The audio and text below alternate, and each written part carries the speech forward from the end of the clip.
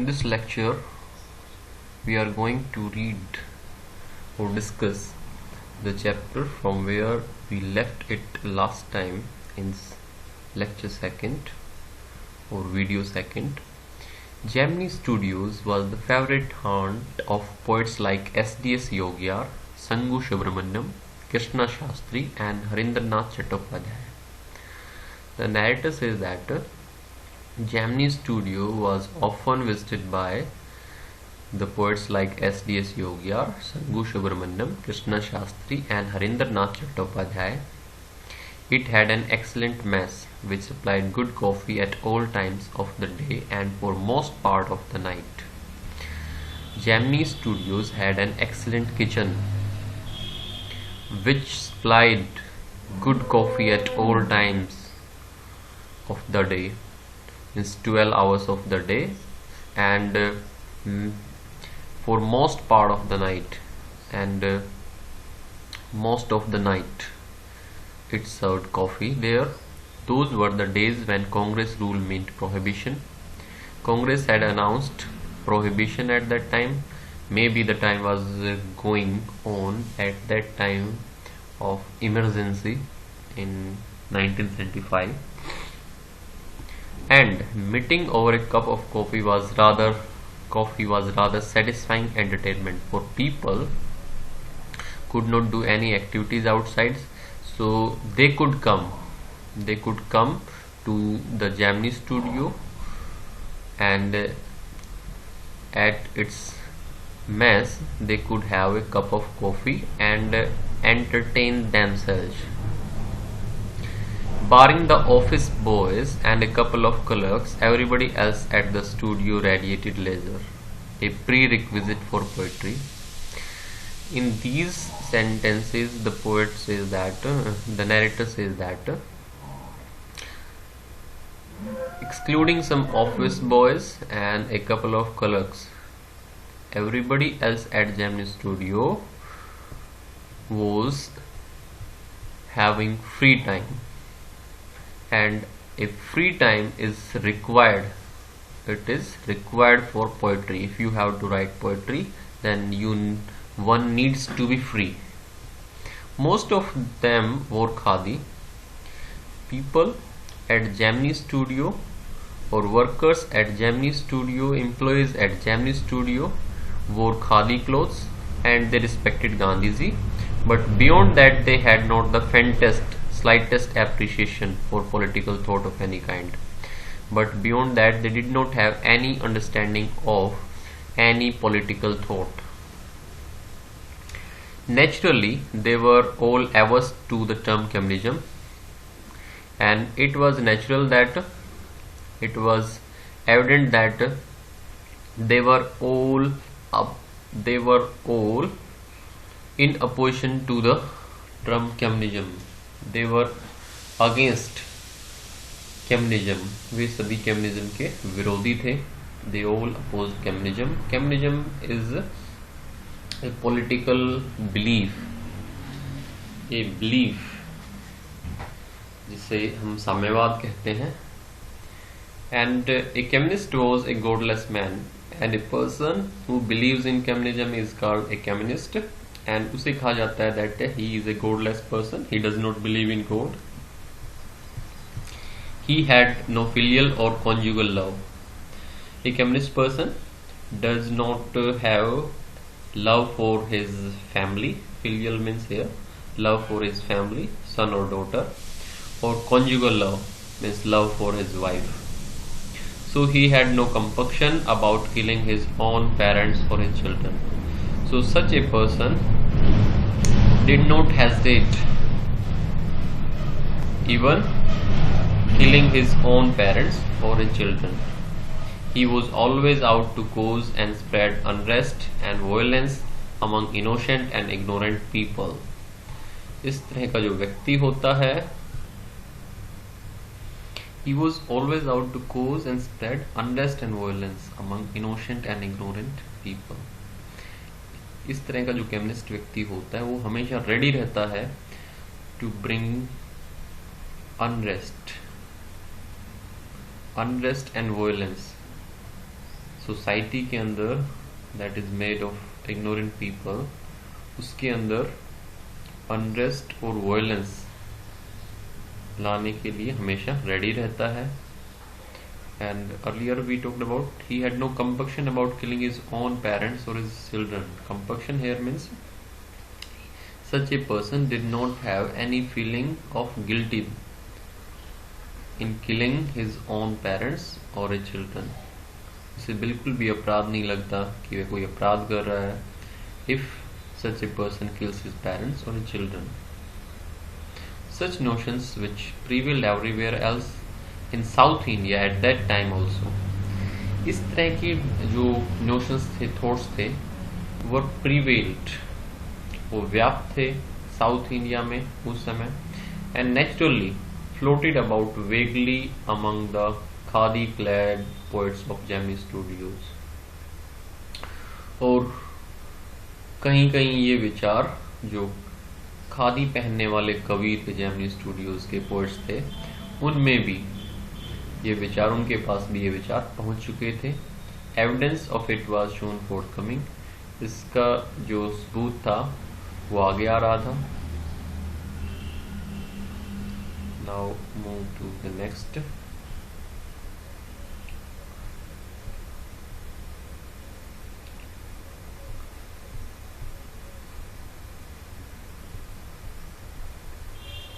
When Frank Buchman's Moral Rearmament Army, some 200 strong, visited Madras sometime in 1952, they could not have found a warmer host in India. When Frank Buchman's Moral Rearmament Army, जो बुचमैन्स की Moral Rearmament Army means MRA, some 200 strong, it consisted of 200 strong people visited Madras sometime in 1952. ये मद्रास में आई 1952 में. They could not have found a warmer host in India than the Gemini Studios. तो उनको Gemini Studios से अच्छा कोई host नहीं मिला. Someone called the group an international circus. किसी ने इस ग्रुप को कहा कि एक इंटरनेशनल सर्कस है, अंतरराष्ट्रीय सर्कस है. They weren't very good on the trapeze and their acquaintance with animals was only at the dinner table, but they presented two plays in a most professional manner. They weren't very good on the trapeze. Way trapeze में इतने ज़्यादा अच्छे नहीं थे. ये trapeze क्या होता है? It means a metal bar is attached to the two pieces of rope in air that is very high above the ground, and these artists who works in circus perform some stunt and other things like those things there, stunt and things like that on that bar. And their acquaintance, और इनकी जो acquaintance थी, पहचान थी with animals, जानवरों के साथ, means they have to do with the animals, was only at the dinner table. ये केवल dinner table पे देखने को मिलती थी. means they ate like animals, but they presented two plays in a most professional manner. लेकिन उन्होंने दो plays पर present किए बड़े ही professional manner से, बड़े ही अच्छे ढंग से, in a perfect manner. They are Jotham Valley and the Forgotten Factor. These were two plays, ran several shows in Madras and along with the other citizens of the city.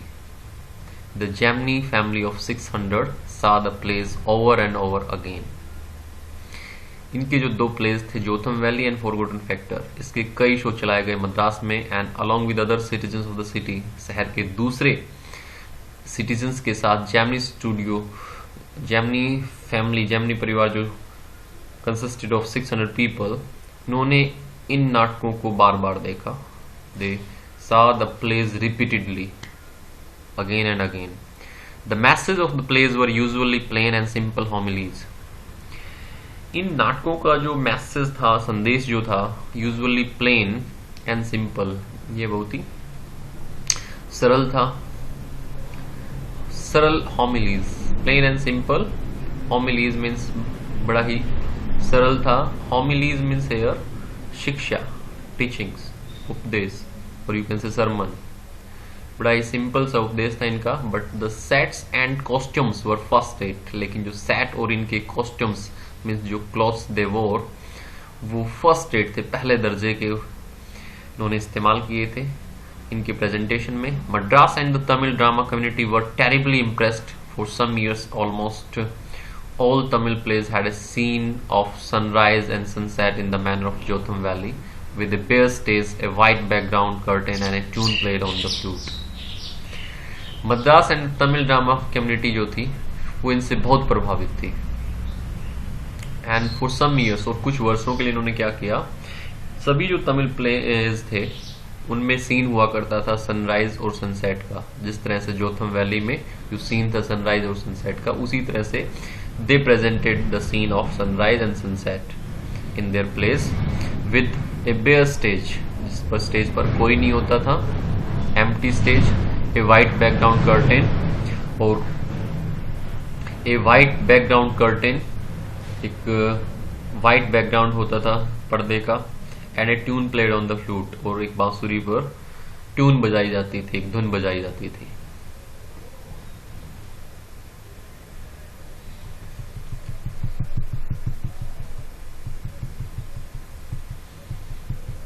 It was some years later that I learned that the MRA was a kind of counter movement to international communism, and the big bosses of Madras like Mr. Voshan simply played into their hands. It was some years later. कुछ वर्ष बाद narrator को ये मालूम पड़ा कि MRA जो आया था वहां पे, that presented two plays, ये काउंटर मूवमेंट थी, यह एक विरोध में, यह एक अगेंस्ट मूवमेंट थी इंटरनेशनल कम्युनिज्म के। And the big bosses of Madras like mister वोशन, और जो बड़े बड़े बॉसेस थे मद्रास के मिस्टर वाशन जैसे, वो केवल उनके हाथों में खेल गए थे, means they were utilized by them. उनका इस काउंटर मूवमेंट के लोगों ने प्रयोग किया अपने फायदे के लिए।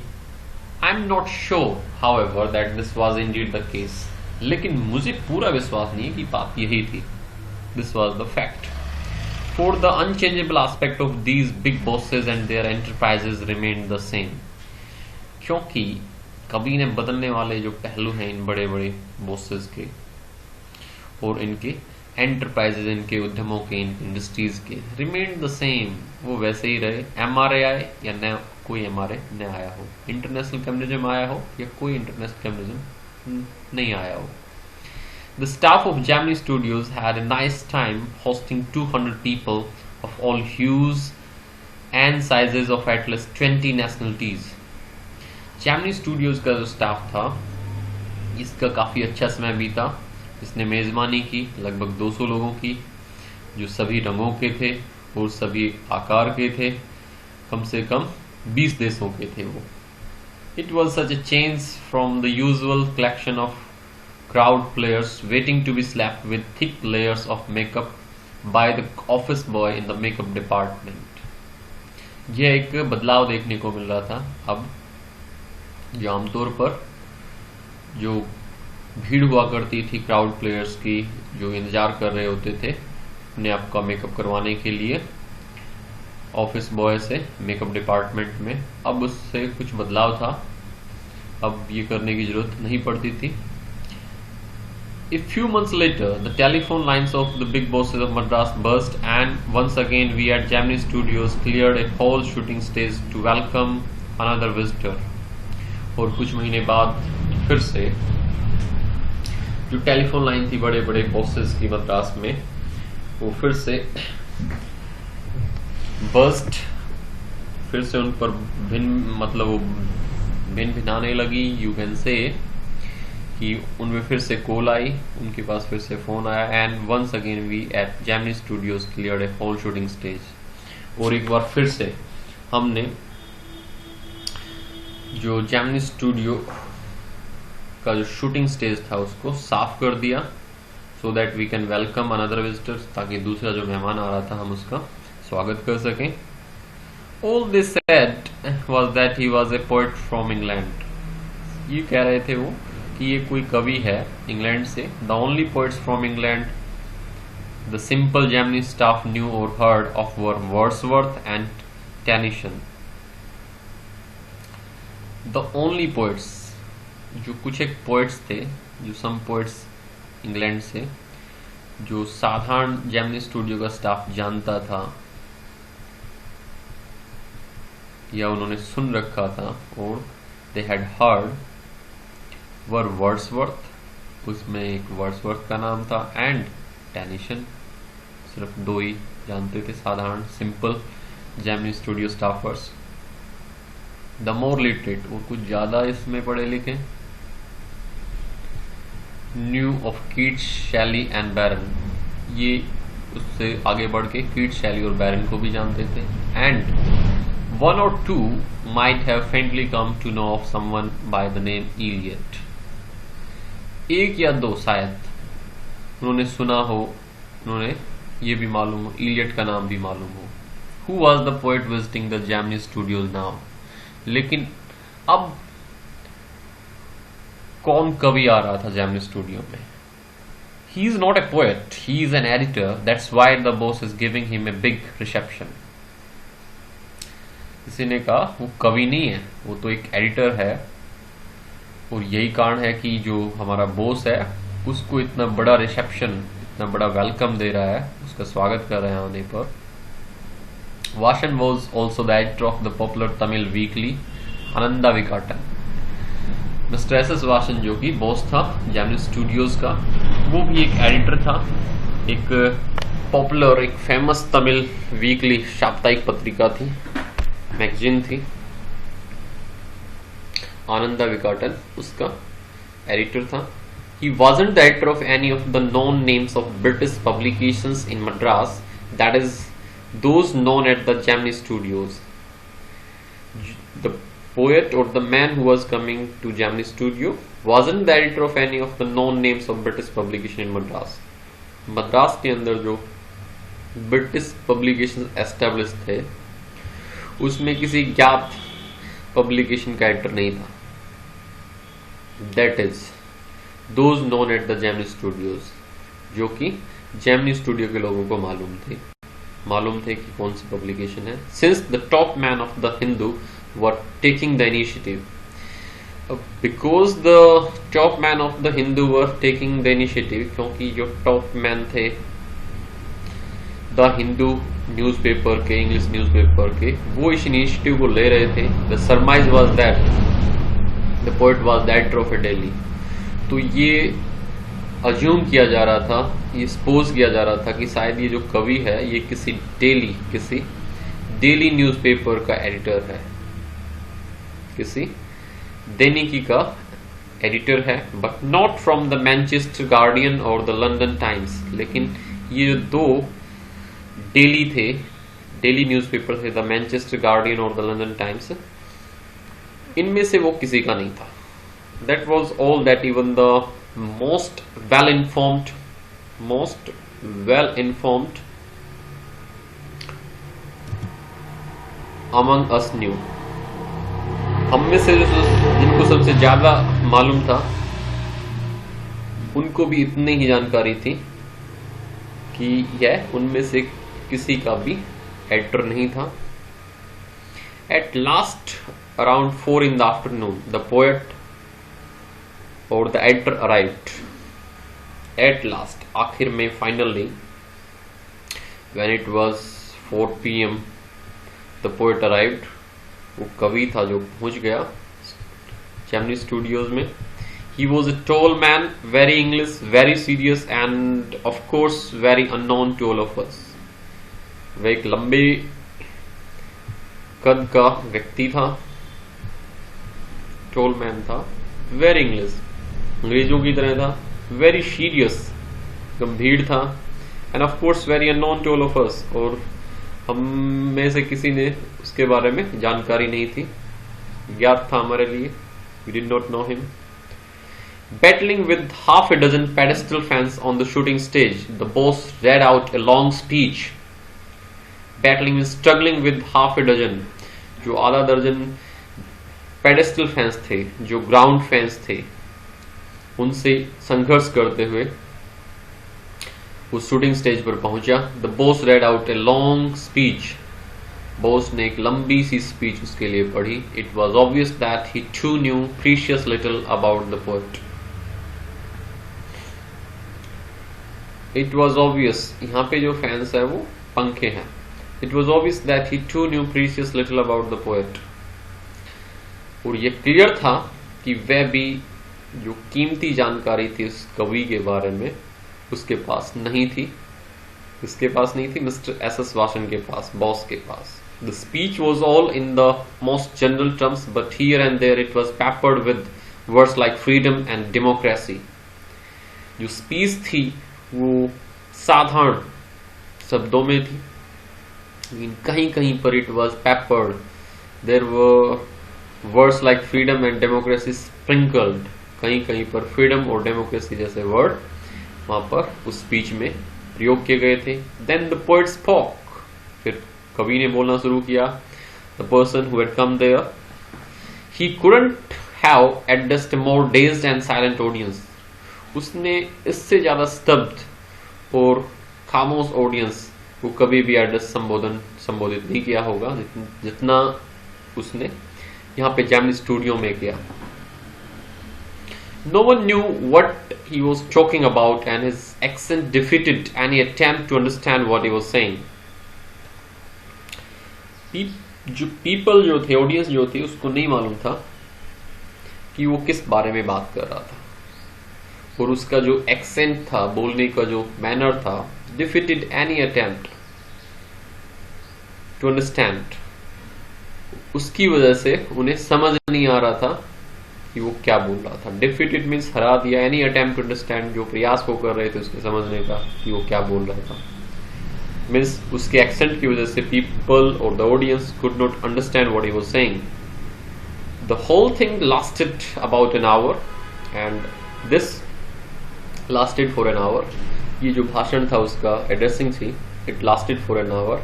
ये 1 घंटे तक चलती रही. Then the poet left. फिर कवि चला गया. And we all dispersed in utter bafflement. और फिर हम सभी जो ऑडियंस थे वहां पे, वो भी कंप्लीट बैफलमेंट में, कंप्लीट कंफ्यूजन में वहां से खिसक लिए. We left the place. What are we doing? What is an English poet doing in a film studio which makes Tamil films for the simplest sort of people? हम क्या कर रहे हैं?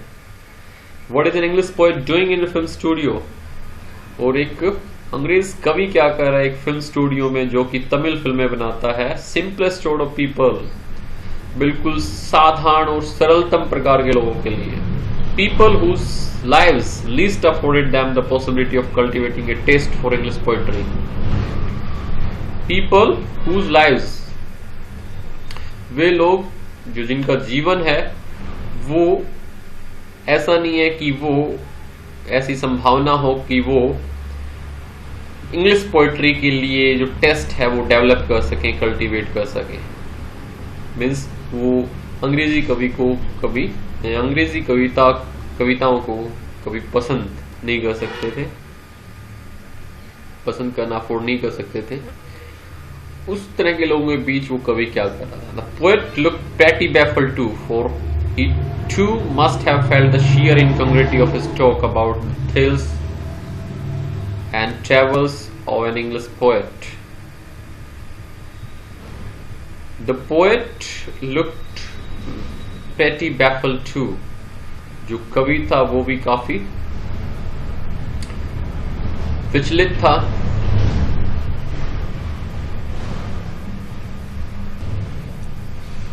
The poets looked pretty baffled too. कवि भी काफी विचलित था, कंफ्यूज था, समझ नहीं आ रहा था उसे. For he too must have felt, क्योंकि उसने अवश्य ये चीज महसूस की होगी. The sheer incongruity, कितनी बेमेलता थी, complete इनकंग्रुअस था, बेमेल था of his talk about the thrills and travels of N English poet. जब वो बात कर रहा था एक इंग्लिश पोएट के रोमांच के बारे में एंड उसकी हार्डशिप्स, ट्रेवल्स मीन्स हार्डशिप्स, उसकी कठिनाइयों के बारे में जब वो बात कर रहा था, तो उसकी ये बात उस तरह की ऑडियंस के बीच कितनी बेमेल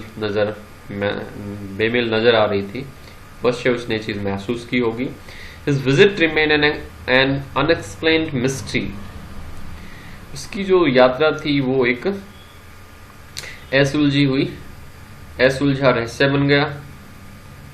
किसी को समझ नहीं आया कि ये किस लिए हुआ, why this happened, for what it happened. The great prose writers of the world may not admit it, but my conviction grows stronger day after day that prose writing is not and cannot be the true pursuit of a genius.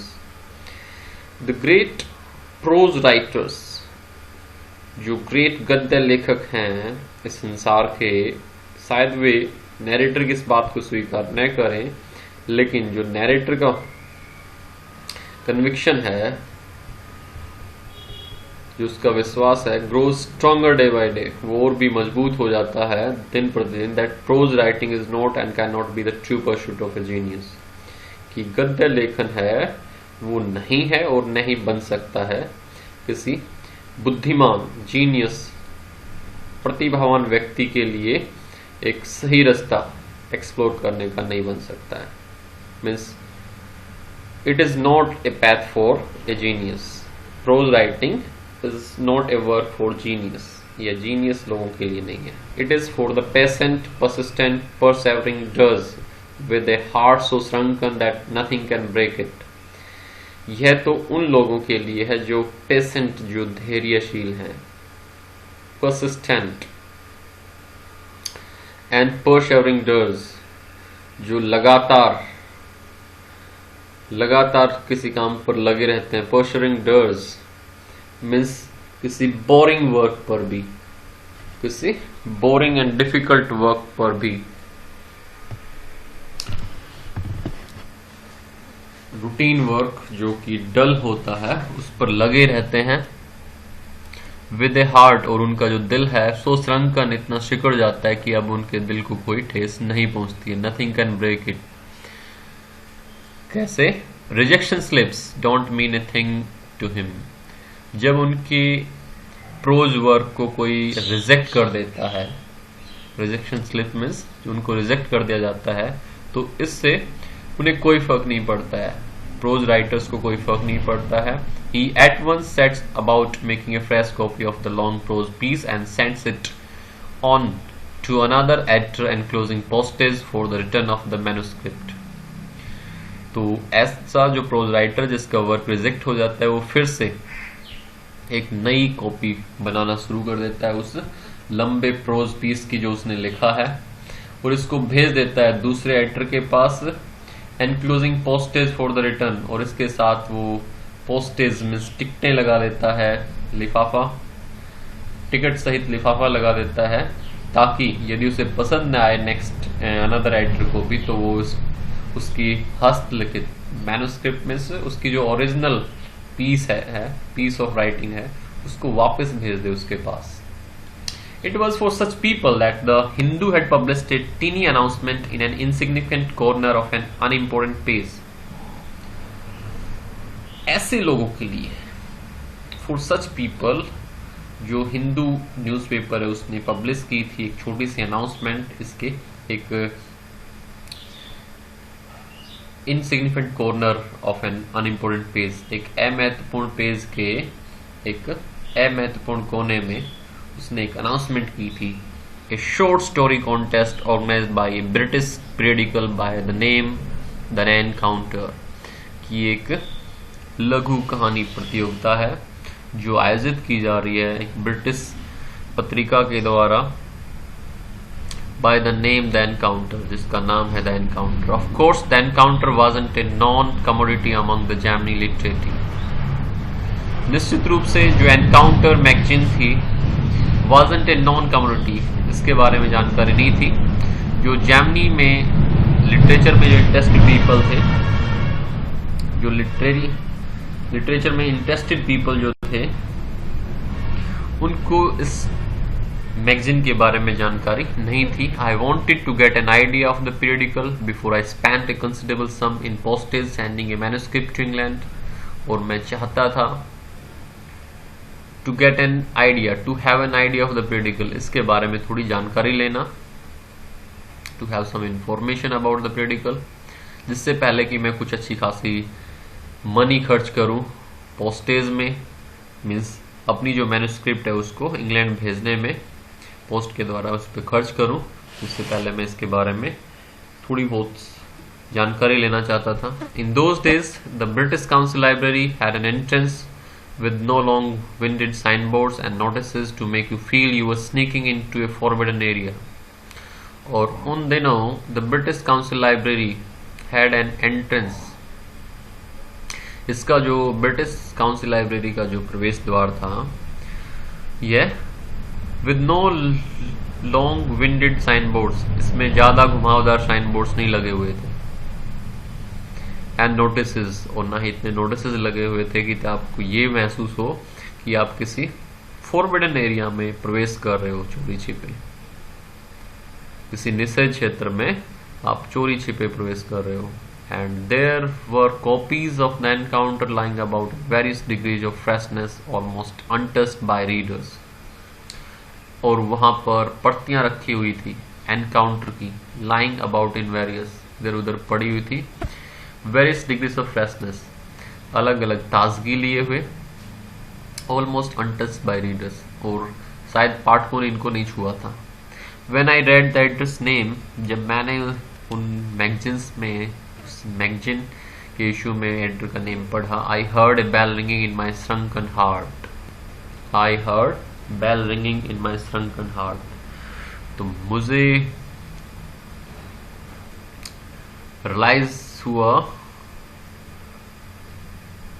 कि मैंने एक mystery जो थी वो हल कर दी थी, एक रहस्य था वो सुलझा लिया था. It was the poet who had visited the Gemini studio, क्योंकि ये तो वही कवि था जो जेमिनी स्टूडियो में आया था. I felt like I had found a long lost brother and I sang as I sealed the envelope and wrote out his address. मुझे महसूस हुआ कि मुझे एक बहुत समय पहले मेरा खोया हुआ ब्रदर था वो मुझे वापस मिल गया है. और मैंने गाना गाया जब मैंने एनवेलप को सील किया, लिफाफे को सील किया, बंद किया, and wrote out his address, और उसका पता लिखा, तब मैंने गाना गाया. I felt that she too would be singing the same song at the same time. और मुझे ये भी महसूस हुआ कि वो भी इस दौरान वही गाना गा रहा होगा. Long lost brothers of Indian films discover each other by singing the same song in the first reel and in the final reel of the film. Stephen Spender. I felt कि वो भी वही गाना गा रहा होगा इस दौरान, क्योंकि जो बहुत समय पहले खोए हुए भाई होते हैं भारतीय फिल्मों में, इंडियन मूवीज में, वो एक दूसरे को खोजते हैं वही गाना गाकर. फिल्म के पहले भाग में और फिल्म के आखिरी भाग में जब वो वही गाना गाते हैं तो एक दूसरे को डिस्कवर कर लेते हैं, फाइंड आउट कर लेते हैं.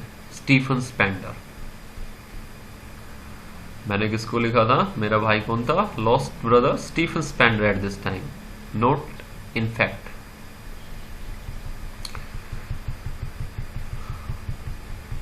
And years later, when I was out of Gemini Studios and I had much time but not much money, anything at a reduced price attracted my attention. On the footpath in front of Madras Mount Road Post Office, there was a pile of brand new books for 50 paise each. And वर्षों बाद क्या हुआ कि मैं Gemini Studio को मैंने छोड़ चुका था. I had left Gemini Studios और मेरे पास अब काफी समय था, लेकिन इतने रुपए नहीं थे खर्च करने के लिए.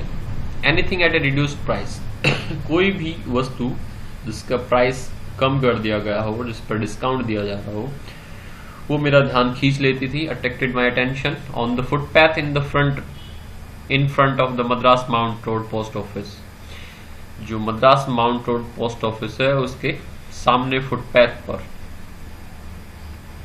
There was a pile of brand new books. वहाँ पे एक ढेर लगा हुआ था नई पुस्तकों का 450 पैसे ईच, और हर जो बुक थी वो 50 पैसे में बेची जा रही थी। Actually they were copies of the same book, वास्तव में वे एक ही पुस्तक की प्रतियां थी। An elegant paperback of American origin, ये क्या था? एक शानदार paperback of American origin, American उत्पत्ति की, मीन्स अमेरिका की एक शानदार पेपर बैक की बुक थी। Special low price student edition, यह एक विशेष तौर पर कम कीमत पर बेची जा रही थी क्योंकि एक स्टूडेंट एडिशन था, विद्यार्थियों के लिए एक स्पेशल एडिशन था इनका। In connection with the 50th anniversary of the Russian revolution, ये किस लिए इसका प्राइस कम किया जा रहा था और किस लिए स्टूडेंट्स के लिए इसको छापा गया था? इसका संबंध था जो 50th एनिवर्सरी बनाई जा रही थी रशियन रिवॉल्यूशन की, रूसी क्रांति की। In that context it was priced low for students. I paid 50 paise and picked up a copy of the book, मैंने 50 पैसे दिए और उसकी एक प्रति ले ली। The book named God that failed, पुस्तक का नाम था the God that failed. 6 eminent men of letters in 6 separate essays describe their journeys into communism and their disillusioned return. इसमें 6 फेमस पढ़े लिखे मैन ऑफ लेटर्स, इस लिटरेरी पर्सनैलिटीज थे जिन्होंने 6 अलग अलग एसेज लिख रखे थे। And describe their journey into communism, उनमें उन्होंने लिखा था उनकी जो यात्राएं थी कम्युनिज्म की, किस तरह से वो साम्यवादी बने, एंड देयर डिसिल्यूजन रिटर्न, और कैसे उनका भ्रम दूर हुआ और उन्होंने इसको छोड़ दिया, कम्युनिज्म विचारधारा को छोड़ दिया। Andre Gide, Richard Wright, Ignazio Silone, Arthur Koestler, Louis Fischer and Stephen Spender, ये वो 6 मैन ऑफ लेटर्स थे। स्टीफन स्पेंडर, लास्ट में क्या था? Stephen Spender, suddenly the book assumed tremendous significance. जब मैंने ये नेम पढ़ा, नैरेटर कह रहा है, moment I read this name the book assumed tremendous significance, तो ये बुक जो थी मेरे लिए बहुत इंपॉर्टेंट बन गई। Stephen Spender, Stephen Spender the poet who had visited Gemini studios, ये तो वही है जो जेमिनी स्टूडियो में आया था। In a moment I felt a dark chapter of my mind lit up by a hazy illumination, और एक क्षण के अंदर ही मैंने महसूस किया कि जो मेरे माइंड का, मेरे मस्तिष्क का जो अंधेरे वाला कोना था उसमें कहीं थोड़ी सी प्रकाश दिखाई देने लग गया था, प्रकाश की कण, स्पष्ट सी कण दिखाई देने लगी थी। The reaction to Stephen Spender Gemini studio was no longer a mystery, अब जो हमारी प्रतिक्रिया थी, जो हमारा रिएक्शन था जब Stephen Spender came to Gemini studio, कि वो किस लिए आया था, क्या करने के लिए आया था, why he was called there, why he was welcome there, अब ये एक रहस्य नहीं रहा था, it was no longer a mystery. The boss of the Gemini studio may not have much to do with Spender's poetry, Gemini studio के boss को शायद स्पेंडर की पोएट्री से कुछ खास लेना देना नहीं था, but not with his god that failed, लेकिन उसका अवश्य कुछ लेना देना था। He must have to do with his god that failed, लेकिन उसका अवश्य, उसकी जो रिटर्न हुई थी कम्युनिज्म से, द जर्नी और हिज रिटर्न फ्रॉम कम्युनिज्म, उससे जरूर कुछ लेना देना था। Stephen Spender, with this the chapter is over, so students take a reading of it